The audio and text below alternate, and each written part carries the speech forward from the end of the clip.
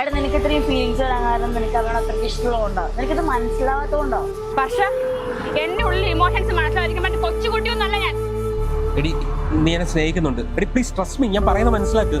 അതെ ശരിയാ, ഞാൻ നിന്നെ സ്നേഹിക്കുന്നുണ്ട് മറ്റെന്തിനേക്കാളും.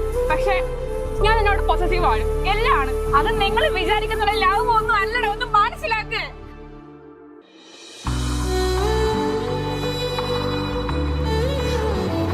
എടി പ്ലീസ്, ഐ ലവ് യു.